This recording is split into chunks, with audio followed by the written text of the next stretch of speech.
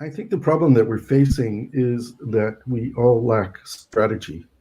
There is no strategy today at the level of leadership or the level of grassroots or NGOs on how to move forward, on how to rebuild a peace process, on how to create a vision of how we will live together. Even I would suggest the anti-normalization movement lacks a coherent strategy, and therefore they've achieved basically nothing over all these years that they're trying to do, which is what is essentially a non-violent act against a policy or a state which engages in policies which should be condemned. But the biggest achievements of the BDS movement have been to get SodaStream to move out of the West Bank and into Israel. And that's not going to bring down the occupation. Not only that, SodaStream moved to next to Rahat, the poorest town in Israel, which are Bedouins, and employs them at more than minimum wages, and continues to employ Palestinians from the West Bank, who they got permits for them to work and to live in Israel during the week time. So SodaStream actually became a good company. But that's been the effect of the lack of a coherent strategy of taking on the occupation through BDS. And I'm not condemning BDS. I think it could be an effective strategy. If it had a strategy, our leaders don't have a strategy other than keeping the status quo and keeping in their seats. The Palestinian Authority has no real strategy. The Hamas has no real strategy. And the government of Israel has no strategy. We're in a day-by-day kind of reality.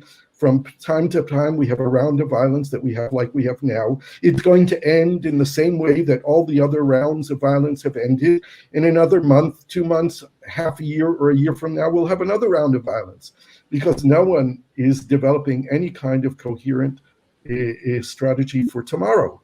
It's all about status quo and moving from day to day. Right. I think that there is a strategy that I prefer, that I very much like, and that is, popular protest. Let's think of there are three arenas of involved in this: Israel, Palestine, and let's say America, because they're so extremely involved in this. In America, it kind of represents also the international community in this kind of diatribe that I'm going to go on.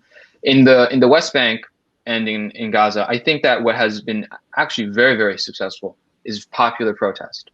So if you go look at the March of in the March of Return 2018, that was they protested, and there was some violence, but if you look at the human rights reports, it was mostly peaceful, and that was I was pretty proud to be a Palestinian that day when people protested for their rights. And from 2018 to 2021 or maybe 2020, the Democratic Party, I don't know by how much it increased, but now it's at 52 or 53% of the Democratic Party's voters support putting more pressure on Israel. And I think that it was, since that was one of the most notable, and the increase happened from 2018 to 2020. So correlation isn't causation, but I think it did correlate to that protest, and that's a real effect, right? In the West Bank, I mean, the protests that unfortunately were suppressed by the Israeli police, they've been super successful in bringing international attention to Sheikh Jarrah. I mean, I wouldn't dream that this one neighborhood in Jerusalem got so much attention over in the international space. I think that these kinds of protests, especially the peaceful ones, when they happen, they need to be not only encouraged, but when they get brutally cracked down on, that has to be condemned, right? And I saw, at least in America, people condemning the brutal crackdown of these protests. There is. That's why I think it's really important what Gershon said, that these politicians are useless. They're self-interested. But the people who are actually being affected by this issue, they're not going to screw themselves over. They know what to do, and those are the people we have to trust to, do something about this conflict. So in America, I'm going to be going to a protest today, in order to pressure my representatives to act better and stop giving essentially a blank check. I don't want there to be a situation where we have a repeat of 2008, 2014, where there's just an unequivocal support of any operation in Gaza, no matter how many civilians die. That would be bad. So